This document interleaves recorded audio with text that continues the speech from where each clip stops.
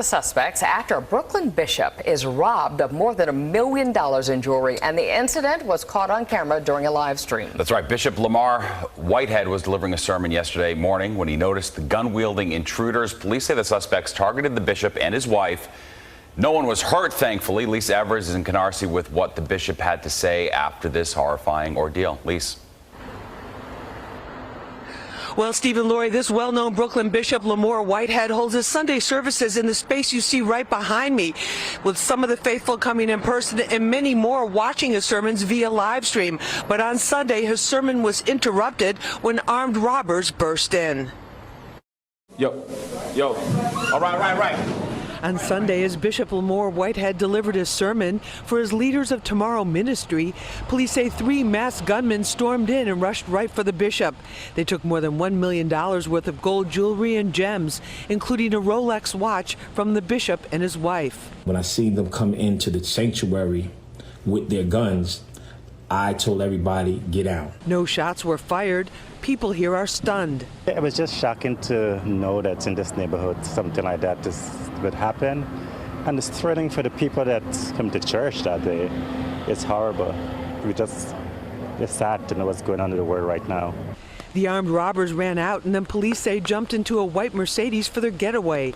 Bishop Whitehead was in the news last May for attempting to negotiate the surrender of murder suspect Andrew Abdullah, wanted for the Q train shooting that took the life of Daniel Enriquez, who was on his way to Sunday brunch. Whitehead drove his $400,000 Rolls Royce to the 5th Precinct, but the NYPD took Abdullah into custody without his help. Whitehead has had his own contact with the criminal justice system, serving 5 years behind bars for identity theft and grand larceny. Whitehead has had his own contact with the criminal justice system, serving 5 years behind bars for identity theft and grand larceny. Whitehead has had his own contact with the criminal justice system, serving 5 years behind bars for identity theft and grand larceny. It's my prerogative to purchase what I want to purchase. If I worked hard for it, I can purchase what I want to purchase. Now, Mayor Adams took on the role of mentor to Bishop Whitehead when he was released from prison to help him turn his life around. He told the Daily News he'll do whatever is necessary to find those responsible. The NYPD tells us that a 911 call was made from the location and that this investigation is ongoing.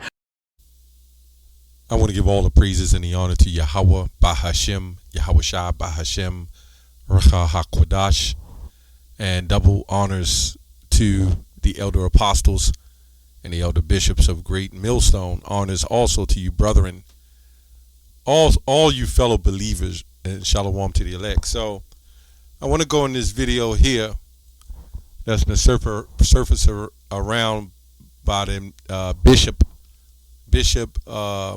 Pastor or Bishop Lamar Miller Whitehead, right? So he's a millionaire preacher, by the way. So he's like, one of those upstanding, well-known pastors of his community, right? So this is crazy. Now, the first thing I noticed in the video, before I get any scriptures, is if you take a good look at the video, when the man came in and pulled out the gun, when he saw the gun, he immediately got down on his knees and got down on the floor. Now, this is a man who served prison time for a felony, for felony theft himself. So then I looked at the Jake that's sitting up in a corner. He's looking as it's no big deal. We're going through a robbery. This man literally gets down on the floor. Now, the gunman didn't say, hey, get down on your knees and get down on the floor and take off your stuff. Not every thief works that way. But for some reason, he immediately sees these people coming to the door and gets down on his knees while the other guy is sitting there like it's another day. So this is kind of crabby, right?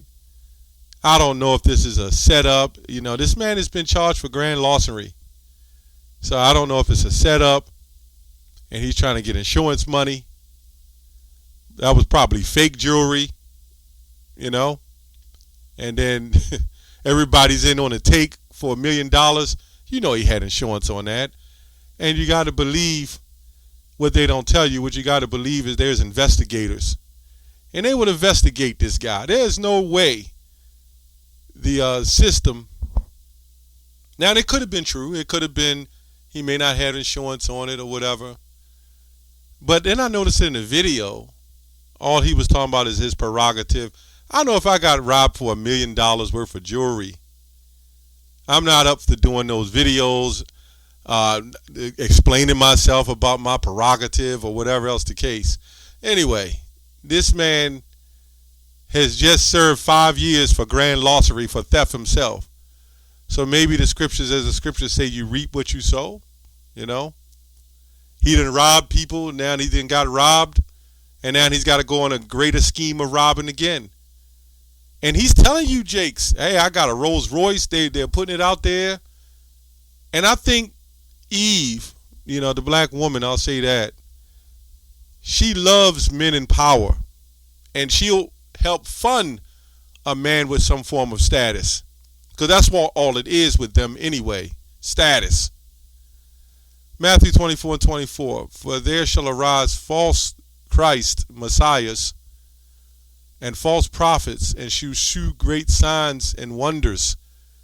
Right? That's why, who comes to church with $1 million worth of jewelry? You know? $1 million worth of jewelry, which is, it is right. He's like Bobby Brown. It's his prerogative. He can do that if he wants to do it.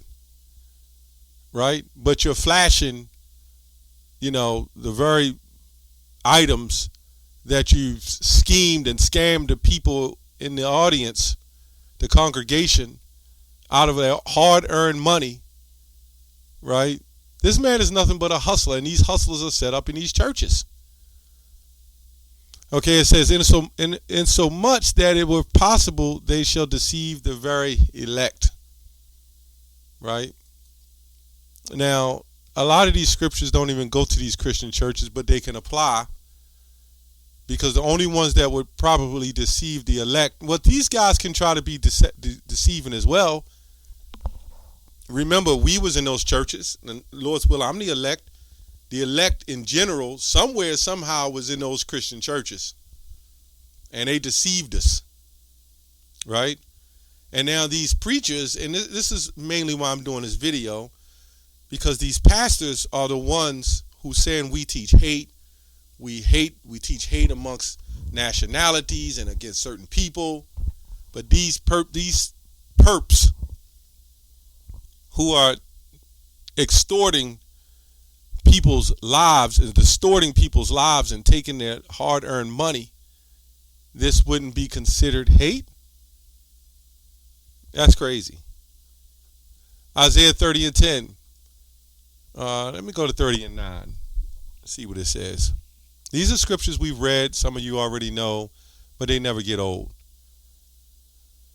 It says, now that this is a rebellious people, lying children that will not hear the law of the Lord. These churches say forget about laws, right? That's why we so messed up. These extortioners, the scriptures speak of extortioners. Well, you know what? Let me get that real quick. Let's go to Revelation. Well, let me go to 1 Corinthians 6:9. Know ye not that the unrighteous shall not inherit the kingdom of Yahweh? Be not deceived, neither fornicators, nor idolaters, nor adulterers, nor effeminate, nor abusers of themselves with mankind, nor thieves, nor covetous, nor drunkards, nor revilers, nor extortioners, extorters, fraudulently taking money, shall enter into the kingdom of Yahweh. Right? We also see this precept in Revelation 21:8, which pretty much says the same thing. So we go back here to Isaiah 30, says that this is a rebellious people, lying children that will not hear the law of the Lord, would say to the seers, see not, and to the prophets, prophesy not unto us right things, speak unto us smooth things, prophecy, deceits. These guys ain't even prophesying, but they do have prophecy of if you put in a certain amount of money, you'll get special gifts from the Lord. You had them say all kinds of crazy things in these crazy doctrines that they bring forth. Okay, this is let's go to Micah. Okay, this is 3:11. The heads thereof judge for reward. Okay, and the priests therefore teach for hire, and the prophets thereof divine for money. Yet will they lean not upon the Lord, and say, is not the Lord among us? None evil could come upon us. Okay, so this is the same mindset of Babylon, man. They're doing the same damn thing. This is what they're doing. Okay, divine is H. It just basically says 870-80, practice of divine, nations of Balaam, right? Diviners of nations, false prophets of Israel. So I went to divine here. Divine. Okay, it says relating to or proceeding directly from God or to God, to the Most High, being a deity, directing to a deity, supremely good, superb, heavenly God-like. So they're setting themselves up to be like the Most High.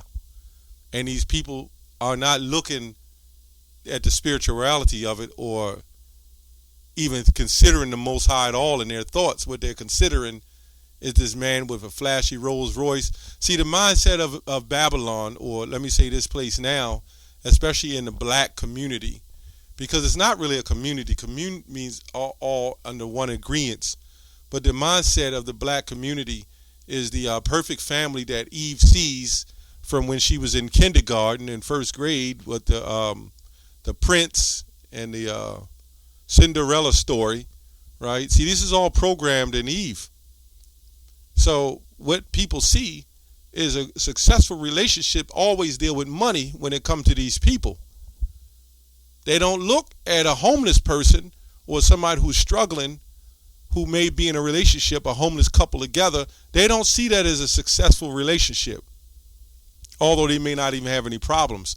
What they see as success is money and riches. And these are all people who believe in the Bible. They all claim to be Christians, right? They divine for money. They do rap concerts.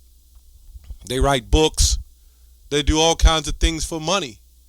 And they've all used the Bible as a tool to gain riches. Uncertain riches. Okay? Let's go to Jeremiah 5 and let's go to 20. Hear now this, O foolish people, and without understanding, which have eyes and see not, which have ears and hear not. Right? It says, fear ye not me, saith the Lord. Will ye not tremble at my presence, which have placed the sand for the bound of the sea by a perpetual degree, that it cannot pass it? And though the waves therefore toss themselves, yet can they not prevail. Though they roar, yet they cannot pass over it. But this people hath a revolting and a rebellious heart. They are revolted and gone, right? That's Jake, right? It goes on and on. I'm going to just jump down to 26. For among my people are found wicked men. They lay wait, as that he that set of snares like a trap. They set a trap, well, there you go, and they catch men, and they catch women too. As Timothy say, I think 3, for this sort they take captive silly women laden with sins.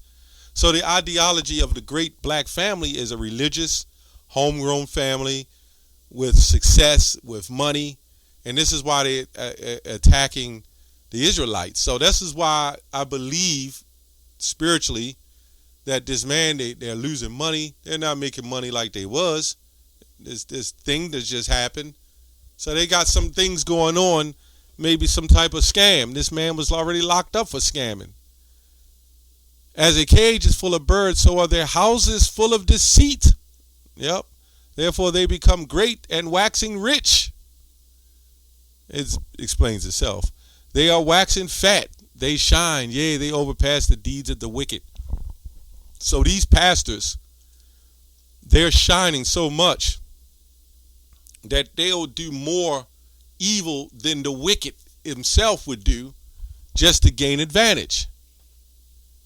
They will do more in wickedness just to gain advantage than even what the man who set them up himself will do. That's crazy.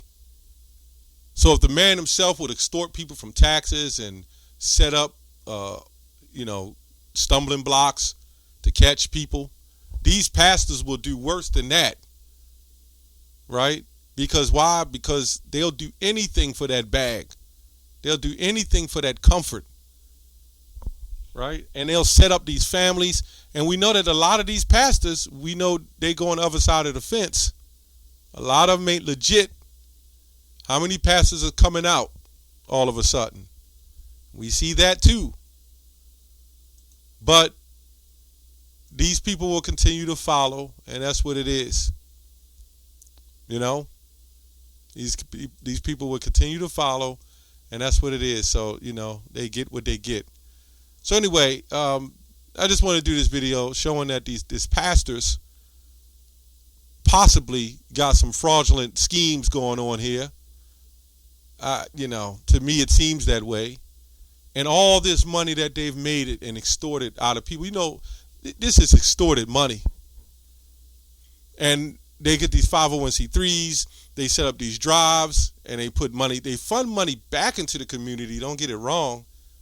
They put it back, but that's how they cycle it back to themselves. They'll open up food drives or whatever, but then they get government assistance, tax write-offs, and then the people will pump them more money because they believe. And as long as they believe, all the money that's putting out, he's getting way more coming back. Anyway, and we see other Israelite groups that do that too. That's all I have on that. Shalom.